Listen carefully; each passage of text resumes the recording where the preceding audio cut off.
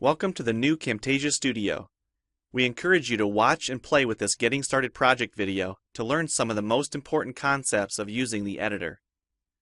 If you want more in-depth tutorials that will walk you through the entire process of recording, editing, and sharing your videos, then please watch the Getting Started tutorials using this link under the Help menu. The editor is divided up into three main areas: the clip bin, the timeline, and the canvas. The canvas is where you see your video during playback and can move, resize, and reposition all media however you want. The timeline is where you assemble and edit your video. At the top of the timeline, tick marks represent time in terms of minutes and seconds. When building a video, you'll work in a horizontal manner, beginning from the left and moving sequentially through time toward the right. The tracks are layered on top of each other, so media you add on higher tracks is viewed on top of media on lower tracks in the canvas.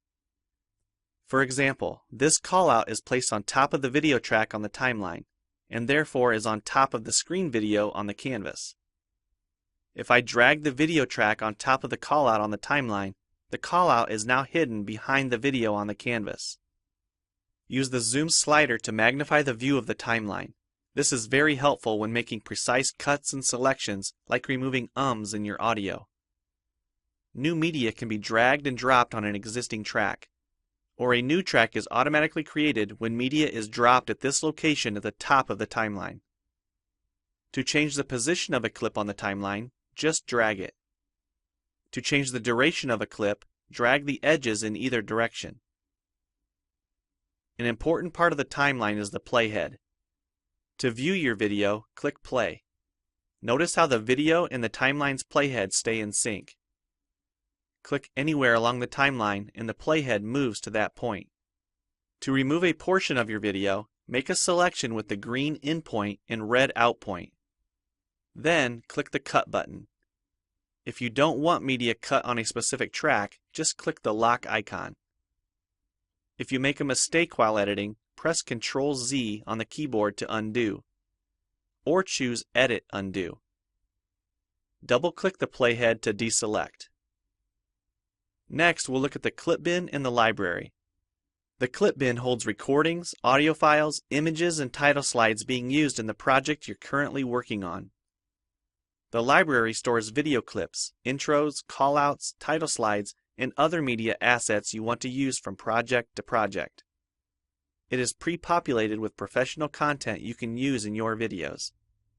You can download more media from our website by clicking this link. You'll find a lot more music, callouts, and animated titles to use in your projects, and it's all free. Once you find something you like this callout for example, just drag it to a track on the timeline and resize and reposition it as needed. Double-click the callout on the canvas to open the Callouts tab and edit the text, or change any of the text properties like color or size. You can find a number of other callouts to use in your projects by expanding the Shapes menu. You've probably noticed the video zooming in and out at times, for example here when it's zooming into the timeline. To learn more about adding and customizing zoom and pan animations to your video, check out the other Getting Started tutorials on our website. We've talked about some of the tabs already, but be sure to explore the others for adding and editing special effects. If they don't all show up as tabs, click on the More tab to explore others, like the speech-to-text capabilities and captions, and the improved quizzing. Also, transitions can now be dragged directly to the timeline and added on top of clips. So we've shown a few ways you can navigate and edit your video. But how do you get content into your video? To make a new screen recording, click the Record the Screen button. If you already have an audio or video recording you'd like to use, click the Import Media button. When you're done with your video project, you'll need to click the Produce and Share button to create a shareable video. Expand this menu to see a variety of presets. We have a new video player that plays back your MP4 video and includes other interactive features like table of contents, closed captions, quizzes, and even hotspots. These features are available when hosting your video on TechSmithScreencast.com or the video and player on your own web server. This player provides playback on multiple devices with just one video, whether it's a phone, tablet, laptop, or desktop computer.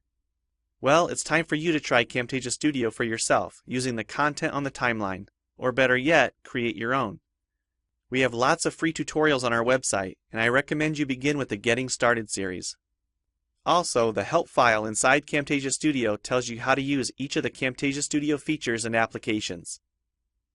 One last thing, if you ever want to open this Getting Started project again to view or practice with, use this link here.